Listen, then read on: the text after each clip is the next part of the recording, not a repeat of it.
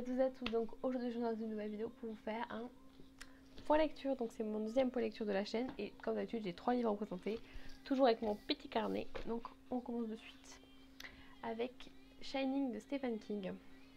Donc c'est mon tout premier livre de Stephen King et c'est un auteur que j'aime énormément.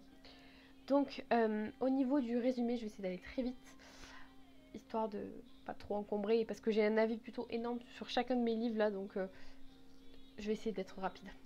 Donc c'est l'histoire de Jack, un professeur qui a perdu son emploi pour une raison que vous allez découvrir dans le roman, un ancien alcoolique, mais aussi un écrivain déchu, parce qu'il a commencé une pièce et il n'arrive toujours pas à terminer cette pièce, quoi. Et donc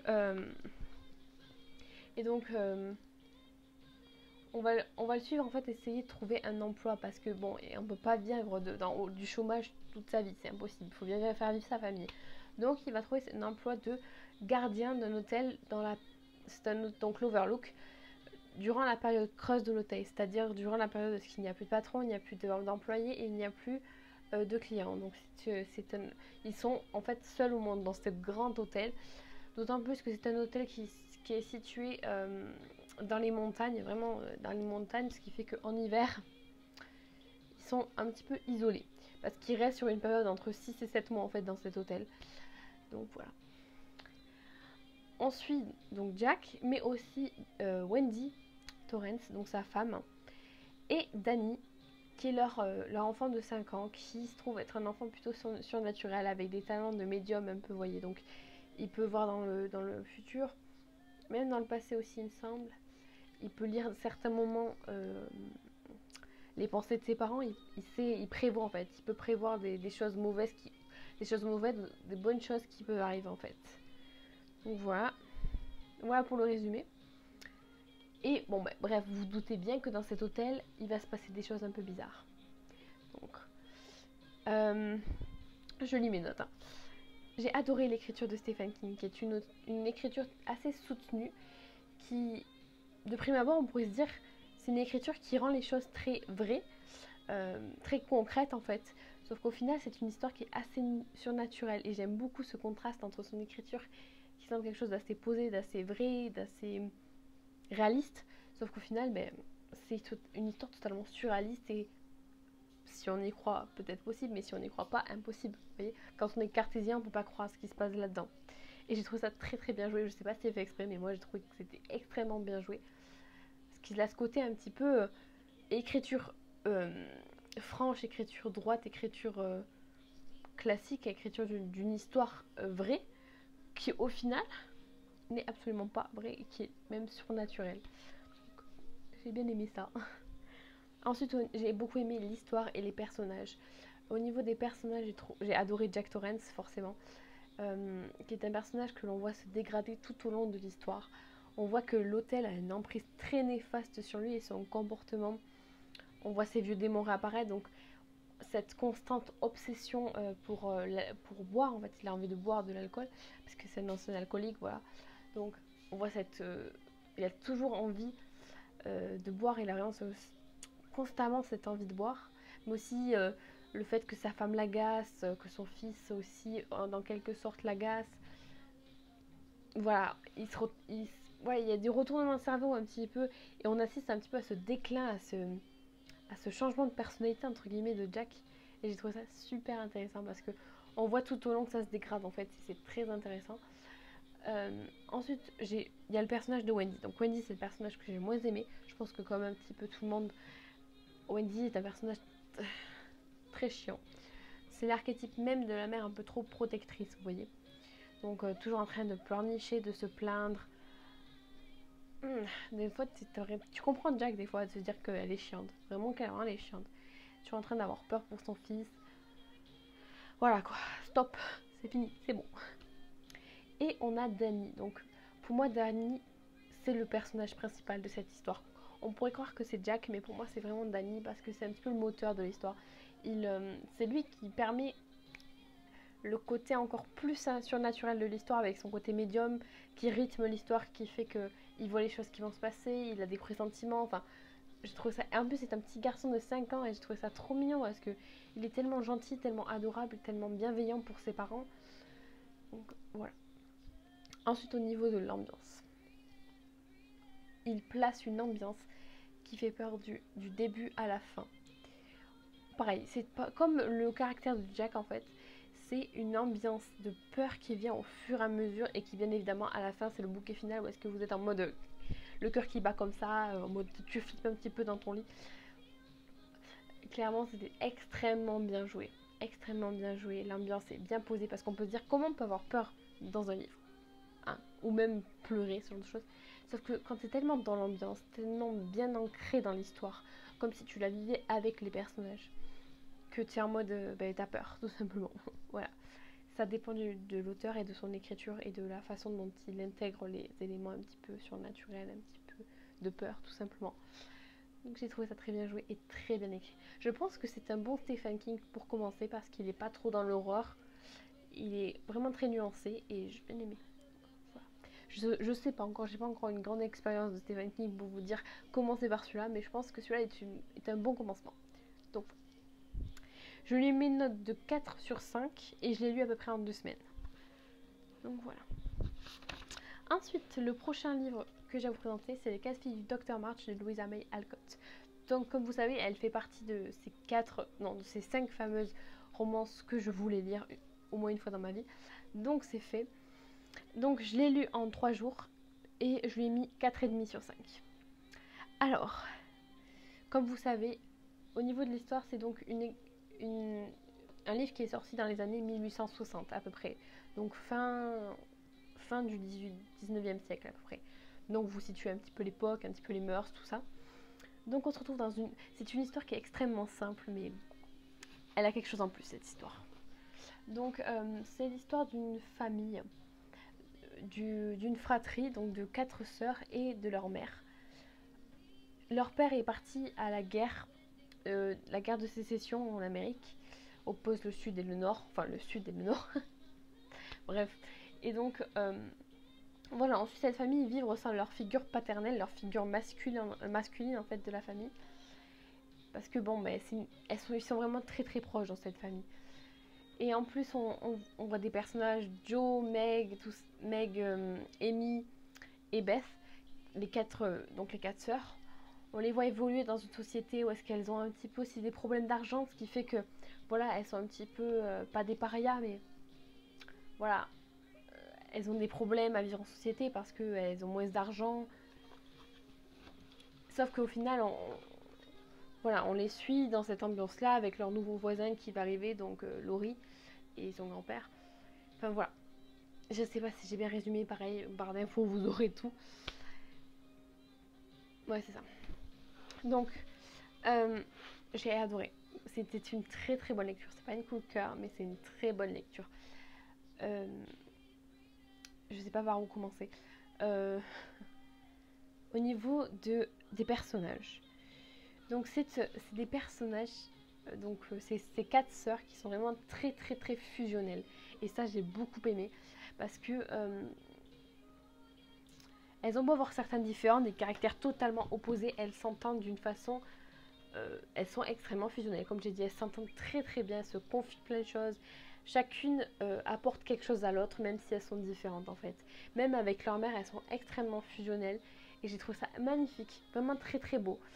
Parce que bon, voilà, je raconte ma vie, mais je suis dans une fratrie, donc je sais ce que c'est. Et on n'est pas autant fusionnel qu'elle. Et c'est vraiment très très beau cette relation entre frères et sœurs. J'ai des relations différentes d'elles, forcément avec mon frère et ma sœur. Mais c'est vraiment une très belle relation de sœurs. Voilà. Donc c'est ça qui m'a vraiment marqué sur ce côté-là. Ensuite, bien évidemment, le personnage de Joe. Donc c'est un petit peu le personnage principal de l'histoire en quelque sorte. Donc c'est son surnom, Joe. Elle s'appelle Joséphine. Joséphine elle s'appelle Joséphine. Et donc Joe est un petit peu une tête brûlée. Un personnage extrêmement...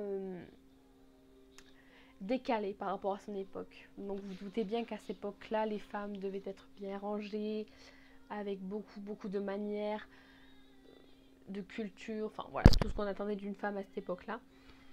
Joe est totalement à l'opposé de ça. Elle déteste cette image de femme. Elle s'en fout en fait en quelque sorte. C'est un garçon manqué. Si elle avait été un homme, elle aurait tellement aimé être à la guerre avec son père. Voilà, même si elle aurait pu, elle y serait allée.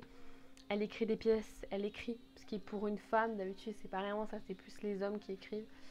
Ensuite, elle a un langage d'homme. C'est un petit peu une brute une brute de décoffrage, vous voyez. Elle, elle parle comme un homme. Enfin, voilà, elle est vraiment très très drôle. J'aime beaucoup. Elle a ce côté très décalé, mais ce côté je m'en foutiste en fait. Je m'en fous que je sois décalée, que j'ai rien à voir avec les coutumes. Par exemple, elle court, alors que pour une femme, courir, c'est impossible, surtout à côté d'un homme, vous voyez. Elle me fait énormément penser à Elisabeth Bennet, même si, voilà, je trouvais dans l'esprit, c'est un petit peu les mêmes personnes. Après, dans le comportement, un peu moins, parce que Elisabeth est beaucoup plus consciente des coutumes de la société, voilà, des normes. Alors que Jo, comme je l'ai dit, elle s'en fout totalement. J'ai adoré l'esthétique forcément de cette époque-là. Moi, j'aime beaucoup, je suis une romantique, d'où mon amour pour Jane Austen. Et j'adore retrouver ce côté très... ces mœurs, voilà, les mœurs de cette époque-là, j'aime beaucoup ce côté, la relation entre les hommes et les femmes qui sont tellement belles, tellement pures, je trouve. Parce que à cette époque-là, le simple fait qu'un homme voit la cheville d'une femme, c'était quelque chose d'énorme, de très pudique, de très intime. Alors que vous voyez, là, je suis en décolleté, par exemple. Enfin voilà, c'est des trucs qui sont tellement belles parce qu'on se dirait aujourd'hui voir la cheville d'une femme. Enfin, voilà, c'est pas quelque chose de ouf, quoi. Sauf qu'à cette époque-là, c'est quelque chose d'énorme. Pareil, une femme qui sort sans ses gants, on peut pas avoir les mains d'une femme, on peut pas toucher un homme, sauf si on est marié. C'est des mœurs qui sont très intéressantes que je trouve, avec une esthétique que j'aime beaucoup retrouver dans les romans. Donc, voilà. Ensuite, il y avait un dernier truc. Ah oui, au niveau de l'écriture, c'est une écriture extrêmement simple à lire. Donc, si vous avez peur de lire des livres dans la même lignée que Jane Austen, si vous avez peur de Jane Austen, en fait, de son écriture, et si vous n'avez même pas, peut-être pas accroché à l'écriture de Jane Austen, peut-être tentez celui-ci parce qu'il est vraiment très très très très simple à lire. Extrêmement simple. D'ailleurs, il est pour la jeunesse, écrit jeunesse là, pour les 9-12 ans. Donc moi, clairement, je suis déjà en ordre, mais ça m'a étonnée. Certes, c'est une traduction, mais je pense que même en anglais, il doit être très facile à lire. Donc n'ayez pas peur de l'écriture, même si c'est écrit dans les années 1860, c'est extrêmement abordable. Donc voilà, pour celui-ci. J'espère que je vous aurai donné envie de le lire. Et pour terminer, j'ai Red Rising, le tome 1 de Percy Brown.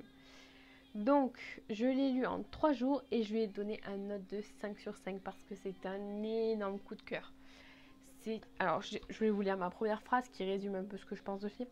Waouh, une putain de dystopie juste géniale. Voilà, c'est ce que je ressens, une putain de dystopie. Alors, je sais, je vais pas vous faire un résumé parce que c'est très compliqué de résumer une dystopie parce que chaque dystopie a un univers très différent. Alors, en gros, cet univers-là est composé, est une hiérarchie pyramidale, enfin c'est sous forme de pyramide, c'est-à-dire que forcément il y a les leaders au bout et ceux qui sont considérés un peu comme les esclaves en quelque sorte de la société. Et c'est sous forme, enfin cette hiérarchie se fait par les couleurs en fait. C'est les couleurs qui déterminent quelle hiérarchie vous êtes. Enfin les couleurs, il y a aussi les or, argent, cuivre, voilà. Ça aussi c'est... Bon, vous vous doutez bien, les or sont les dirigeants de la société, ceux qui sont en haut de la pyramide. Et les rouges, ce sont ceux qui sont considérés en quelque sorte comme les esclaves. Enfin, la classe très très basse la classe basse, tout simplement. Alors, si... Voilà, vous vous dites comment je sais tout pour les couleurs et tout. Ce qui est bien, c'est que l'auteur a fait en sorte de résumer, je sais pas comment dire, de faire ça par exemple, de faire une carte du monde. Ça, je trouve ça très bien joué. Et aussi de présenter la hiérarchie en fait de cette société-là. Donc avec, comme je dis, ce système pyramidal et toutes les couleurs, quel métier va avec quelle couleur, quelle fonction, etc.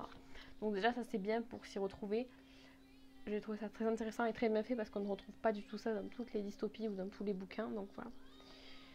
Alors c'est le schéma classique d'une dystopie, c'est-à-dire la classe inférieure qui veut se rebeller contre les dirigeants qui les oppriment, etc. Donc au final, c'est un peu ça le résumé. On suit un personnage masculin, donc Darrow.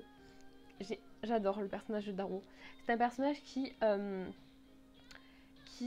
est très très attachant, très juste. De prime abord, on se dirait que c'est un personnage qui est passif un peu parce qu'il vit sa vie comme il la vit. Sauf que bon, mais il va y avoir un truc qui va déclencher une révolte en lui et il va vouloir intégrer en fait les Ors, l'académie des Ors, donc ceux qui dirigent la société, pour pouvoir un petit peu intégrer la chose de l'intérieur, pour pouvoir la démonter de l'intérieur en fait. Voilà.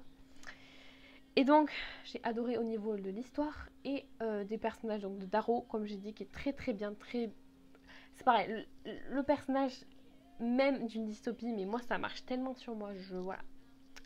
Donc si vous aimez tout ce qui est Hunger Games, Divergente, vous allez kiffer Red Rising, clairement. Ensuite, j'ai trouvé que l'univers qu'a créé Percy Brown est très très solide et très concret. Je sais pas comment dire. Il y a des dystopies où est-ce qu'il y a des moments où est-ce que tu dis ça c'est pas clair. Ça c'est pas clair, ça c'est pas réaliste, même si c'est une dystopie finalement c'est pas réaliste. Mais les bases en fait de l'histoire sont très solides, très bien faites. Avec ce côté où est-ce qu'on nous décrit toutes les couleurs, tout est bien mis en place, enfin, le personnage est parfait, l'histoire est bien, voilà. Je sais pas si je me suis bien exprimée, j'ai trouvé qu'il était très complet en fait, voilà. Il est complet, il manque rien dans cette histoire, il manque rien, il n'y a rien qui est laissé au hasard. Il n'y a rien qu'on se demande pourquoi ça c'est là, il n'y a aucune explication. Et s'il n'y en a pas, on sait que ça va servir plus tard pour l'histoire.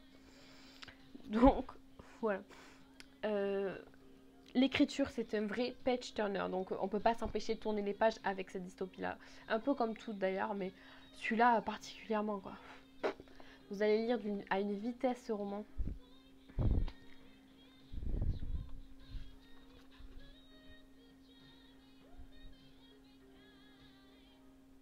Et j'ai beaucoup aimé ce côté, enfin c'est pareil, c'est un truc très classique de la dystopie, mais ce côté, le personnage sait pas, hein, il ne sait pas, il a ce côté, ouais je dois avoir ma mission, et d'un côté, il est quand même attaché, il s'attache aux personnes qu'il rencontre. Donc j'ai bien aimé ce côté contradiction dans son esprit, mais... Donc en gros voilà, j'ai adoré. Et j'ai pas terminé parce qu'il y a 5 tomes en anglais, hein. Pour l'instant, il n'y en a que 3 qui sont sortis en français. Donc précipitez-vous, c'est une tuerie de fou. J'espère que vous aurez remarqué que le son est peut-être un peu mieux. Ouais, je vous fais de gros bisous et à une prochaine vidéo. N'hésitez pas à me dire si vous avez lu un de ces livres et si vous l'avez aimé ou pas. Bisous.